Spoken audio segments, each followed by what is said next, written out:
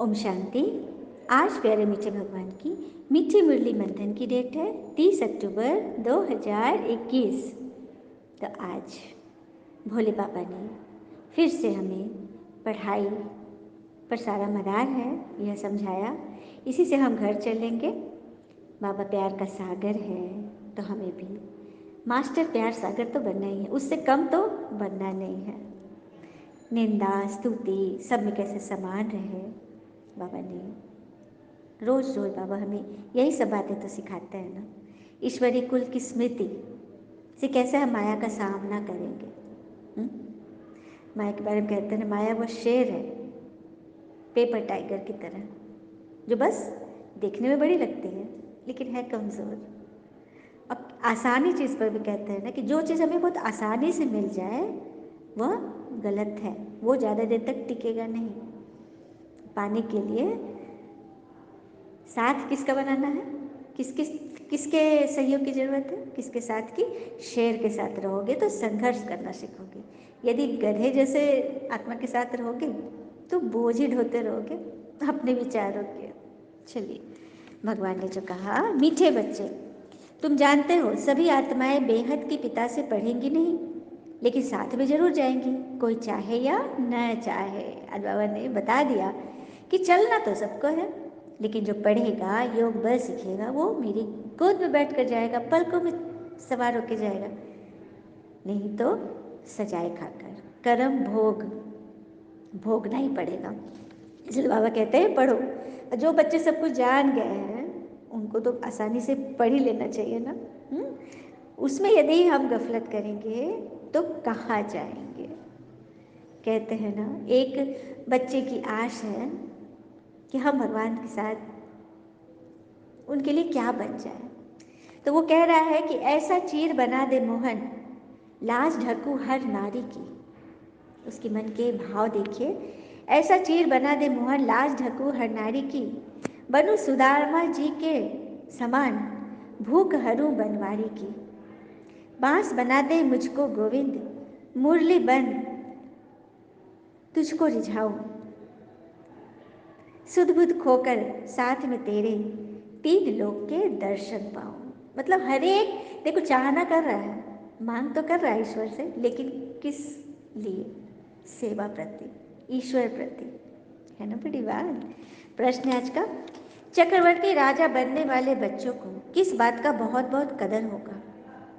उन्हें पढ़ाई का बहुत कदर होगा। कहाँ भी रहते पढ़ाई जरूर पढ़ेंगे, कहीं भी जाएंगे, यात्रा में, यहाँ तक कि ट्रेन में भी ये सर्विस चली है ना। तो हमेशा पढ़ाई मिस नहीं करो। जो बच्चा मुरली मिस कर रहा है ना, तो वो बाबा का बच्चा है ही नहीं, या फिर ज़्यादा दिन तक वो चल नहीं सकेगा। मुरली ब्राह्मण जीवन की सांस है, और सांस नहीं तो फिर जीवन नहीं। तो बहुत कदर होगा उन्हें। साथ साथ मित्र संबंधियों से तोड़ निभाते याद में रहने का अभ्यास करेंगे। सबको यही पैगाम देंगे, तोड़ निभाने की बात। देखो घर परिवार में रिश्ते रहते, दोस्त मित्र सगे सगे संबंधी से तो हम तोड़ निभाते ही हैं। ईश्वर के साथ भी हम कैसे तोड़ निभाते हैं, चलिए एक कथा सुनते हैं जो कि बहुत ही अच्छी है। तो कर्मानंद अपने गायन से प्रभु की सेवा क्या करते थे। एक व्यक्ति थे, कर्मानंद नाम था, वो अपने गीतों से प्रभु की सेवा करते थे। उनका गायन इतना भावपूर्ण होता था कि पत्थर दिल हृदय भी पिघल जाता था, इतनी भक्ति भाव से गाते थे वो। तो एक बार उनको मन किया कि बस अब ठाकुर जी के पास ही रहे। उनके पास केवल दो चीज़ें थी, एक छड़ी और एक था एक बटुआ जिसमें ठाकुर जी विराजमान थे। ये दोनों साथ लेकर चलते थे। जहाँ भी जाते थे विश्राम करने के लिए रुकते थे तो छड़ी को मिट्टी में गाड़ देते थे और ठाकुर जी का बटुआ को उसमें लटका देते थे। इससे ठाकुर जी को ना झूला झूलने का आनंद मिलता था, क्योंकि डंडे में वो बटुआ खोसा हुआ है, हवा आती थी तो वो झूलता था। एक दिन सुबह सुबह ठाकुर जी की पूजा करने के बाद उन्होंने उसी तरह से छड़ी में लटका दिया और भगवान भक्ति में इतने भूल गए कि वहाँ से उठकर चल दिए, क्योंकि वह हर जगह भटक रहे थे, मतलब घूम रहे थे। फिर जब विश्राम के लिए रुके तो उनको छड़ी की याद आई। अब समस्या थी कि ठाकुर जी की छड़ी कैसे और कहाँ से आए, कहाँ पे छोड़ा, कितना दूर निकल गए, कोई ना कोई तो ले गया होगा। तो प्रेम की अधिकता के कारण इतने ज़्यादा वो प्रेम करते थे अपने ईश्वर से कि अब उनको गुस्सा भी आने लगा। तो वो बोलते हैं ठाकुर जी से, ठाकुर जी हम तो जीव हैं, हम तो मनुष्य हैं, हम कितना याद रखें, हम छड़ी भूल गए थे तो आपको तो याद दिलाना चाहिए था ना। अब दूसरी छड़ी हम कहाँ से लाएंगे आपको पधारने के लिए, पिछली जगह भी बहुत दूर है और ये भी पक्का नहीं है कि वहाँ छड़ी मिल ही जाएगी। ठाकुर जी से खूब लड़ा उन्होंने। अब बोले बस छड़ी लाकर दे दो, क्योंकि बटुआ वो साथ ले लिए थे लेकिन छड़ी गाड़े थे वो उठाना भूल गए थे। ठाकुर जी इनकी डांट फटकार सुनकर खूब रीझ गए भगवान। प्रभु की योग माया ने छड़ी लाकर दे दी, अपनी शक्ति से छड़ी लाकर दे दी। अब ये फिर रोने लगे कि इन्होंने प्रभु को क्यों डांटा, मतलब कर्मानंद जी फिर रोने लगे, प्रभु को डांटा। फिर उन्हें क्षमा मांगी तो प्रभु ने कहा कि यह मेरे लिए लीला थी, क्योंकि मुझे डांट सुननी थी। देखा भगवान कितनी प्यार से बोलते, ये तो मेरी लीला थी ना, क्योंकि मुझे तुमसे डांट सुनना था। फिर भगवान ने कहा कि जब यहाँ हम और तुम दो ही हैं तो अगर कुछ कहने सुनने लड़ने झगड़ने की इच्छा होगी तो कहाँ जाएंगे, किससे लड़ेंगे।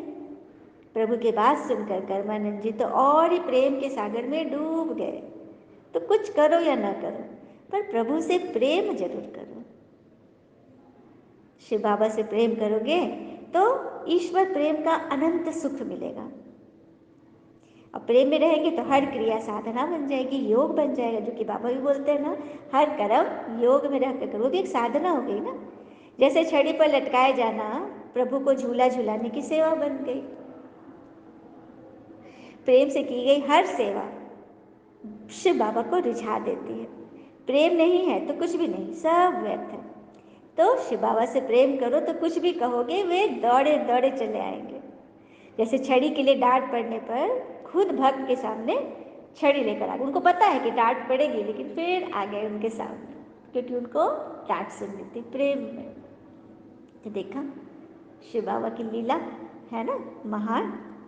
तो भगवान यही चाहते हैं, भगवान चाहते हैं कि हर कर्म मेरी याद में करो और मैं और तुम इसके बीच में कोई ना आने पाए। जिस वक्त तुम मुझे याद करोगे वहाँ पे कोई नहीं होना चाहिए, है ना। ओम शांति। बाबा कहते हैं मुझे सभी जीव आत्माओं को वापस घर ले जाना है, क्योंकि अब अंधियारी रात पूरी होनी है, अर्थात पुरानी दुनिया खत्म, नई दुनिया स्थापन होनी है।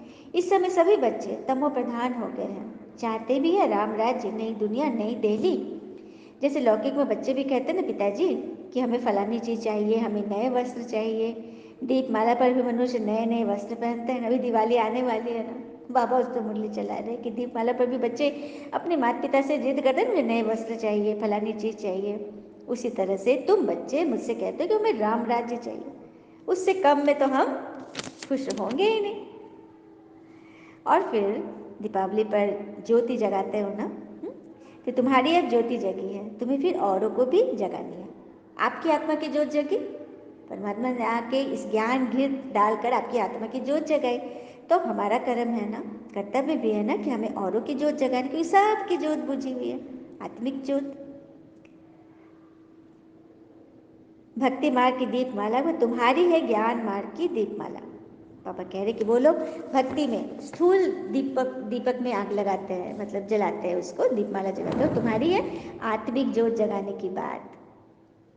तुमको कोई कपड़े आदि नहीं बदलने, न तुम्हें कपड़ा शरीर को के कपड़ा नहीं चाहिए, तुम्हें बदलना है तो मन का कपड़ा। मन पर जो किचड़ा वाला कपड़ा बदले हो ना, पहने में हो, उसको बदलना है।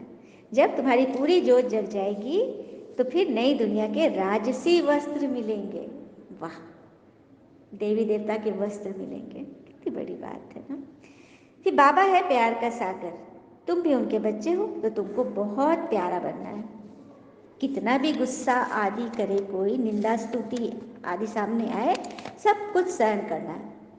कोई बाबा से कहते कि बाबा सहायता करो ना, तो बाबा पता है क्या बोलते हैं, बाबा कहते ये तो तुम्हारा कर्म भोग है, सो तो तुमको सहन करना ही है। बाबा इसमें क्या करे, वो तो आया हुआ है आत्माओं को ले जाने, बाबा कह रहे हैं मैं इसमें क्या करूँगा, ये तो तुम्हारा कर्म भोग है। कर्म भोग को तुम्हें अपने ही बुद्धि से चुकता करना है, सहन शक्ति से। और जिंदगी में तोता नहीं बनना, क्योंकि तोता बोलता बहुत है लेकिन उड़ता बहुत कम है। बाज की तरह बनो, शांत रहता है और आसमान को छूने की ताकत रखता है ना, बड़ी बात। फिर बाबा ने बोला कल्प वृक्ष के झाड़ के नीचे सभी तपस्या में बैठे हो, परंतु वो बदलते रहते हैं, बाकी जो मुख्य है वो सदा कायम रहते हैं। मतलब कल्प वृक्ष के झाड़ के नीचे सभी ब्राह्मण आत्माएं तपस्या में बैठी है, लेकिन मुख्य पाठ किसका है, जो कि शुरू से लेकर अंत तक है ना। तो इसमें बच्चों को बहुत मीठा बनना है, चलन बड़ी रॉयल चाहिए, बहुत रॉयल चलन, हाँ, मीठा बनना है। कहते हैं ना सुखी होने के दो ही रास्ते हैं, सुखी होने के बहुत रास्ते हैं, पर औरों से ज़्यादा सुखी होने का कोई रास्ता नहीं। सुखी होने के बहुत रास्ते हैं, लेकिन औरों से ज़्यादा सुखी होने का कोई रास्ता नहीं, क्योंकि वहाँ पे आपकी ईर्ष्या आ गई, आप रेस कर रहे हो, उस रेस में तो आप हमेशा पीछे ही रहोगे, कभी भी जीत नहीं सकते। फिर बाबा ने कहा कि मेरे बच्चे बहुत दुखी हैं, तभी बाबा कहते हैं दुखों से छुड़ाकर मैं वापस ले जाऊंगा, सभी आपस में लड़ेंगे, मक्खन फिर भी तुमको मिलेगा, सारे विश्व के मालिक तुम बनते हो। बाबा बार बार हम बच्चों को याद दिलाते हैं कि सभी तीर्थ में युद्ध होगा, सभी तरफ हलचल होगा, लेकिन मक्खन किसको मिलेगा, तुम बच्चों को। योग से हेल्थ और ज्ञान से वेल्थ मिलती है, तुम चक्रवर्ती राजा बनते हो, परंतु बच्चों को इतना कदर नहीं पढ़ाई का। भले कहीं बाहर भी जाओ तो बाबा कहते हैं कहाँ भी रहो लेकिन पढ़ो जरूर, मुरली मिस नहीं करनी है, पवित्र रहो, खान पान शुद्ध रखो, सबसे तोड़ निभाना है। यह दुनिया दुख देने वाली है, अबलाओं पर कितने विघ्न आते हैं। बाबा उन आत्माओं से कह रहे हैं जिन पर विघ्न आते हैं, बाबा उनको ढांढस बता रहे हैं। महावीर हनुमान का नाम जिन्होंने वीरता दिखाई, जैनियों ने भी महावीर नाम रखा है ना, तो ये महावीर नाम किसका है, तुम बच्चे हो जो योग बल से रावण पर जीत पाते हो।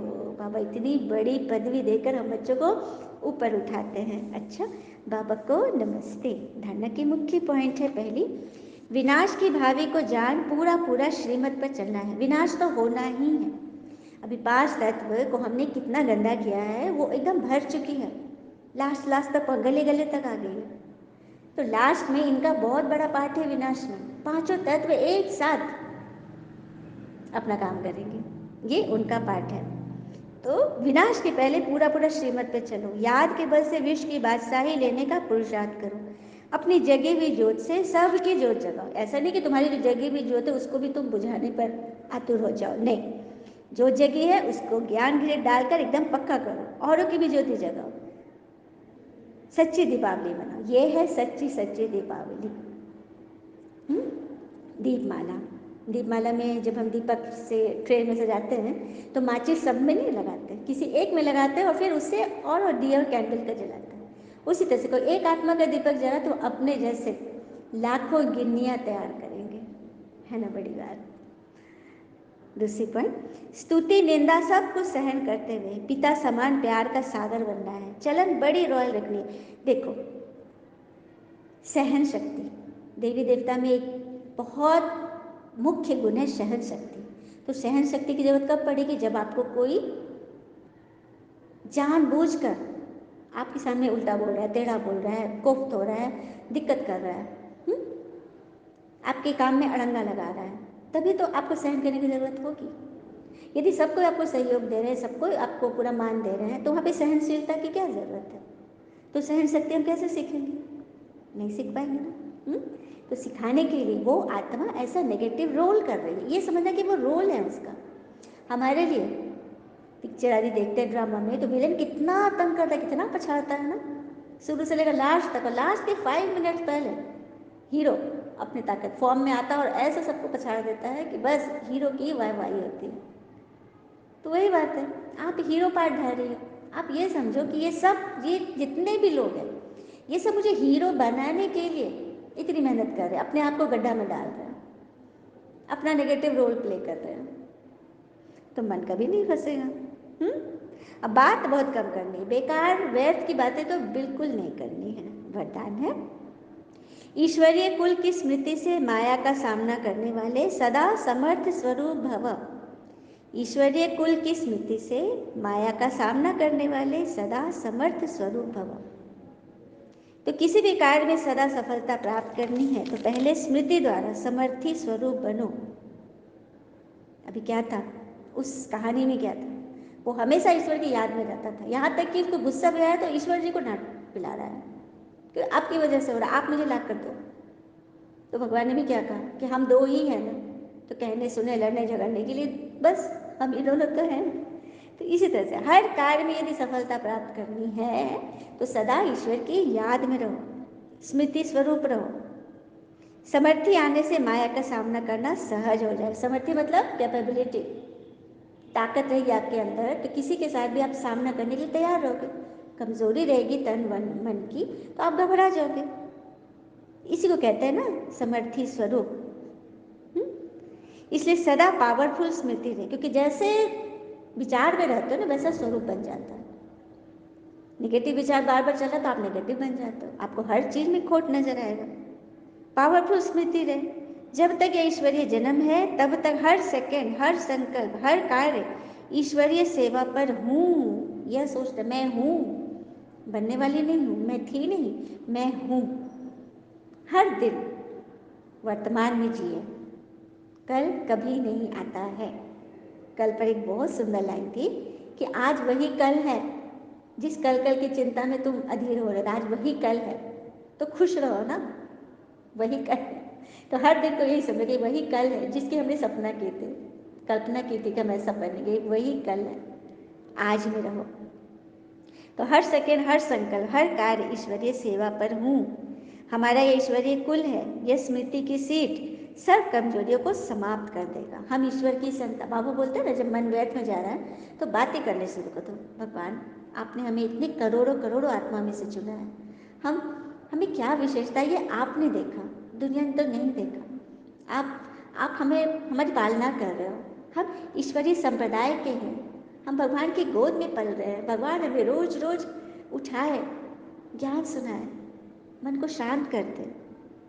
हम ईश्वरीय कुल के हैं, ऐसा ऐसा सोचेंगे ना तो सारी कमजोरियां अपने आप रफू चक्कर हो जाएगी। स्लोगन, सत्य समय प्रमाण स्वयं सिद्ध होता है, उसे सिद्ध करने की आवश्यकता नहीं, इसलिए वेट एंड वॉच। आप सत्य की राह पर हो, कठिनाइयाँ बहुत आएगी। अभी हमने सुना ना, कोई काम आसानी से मिल जाए वो गलत होता है, टिकाऊ नहीं होता है। यदि आप सत्य की राह पर हो तो धीरे धीरे आपके साथ, अच्छा कोई भी काफिला में चलने वाला कोई एक ही होता है, शुरुआत कोई एक करता है, बाद में कारवां बन जाता है। तो देखिएगा आपके पीछे कौन कौन है। जो भी आपके पीछे है ईश्वर के साथ है, उसका बाल बाका भी नहीं होगा। हर समय भगवान की नज़र उस पर है। अच्छा, ओम शांति। शुक्र है मीठे बाबा, वो बाबा के प्यारे प्यारे बच्चे। थैंक यू बाबा, ऑल इज़ वेल ऑलवेज। ओम शांति।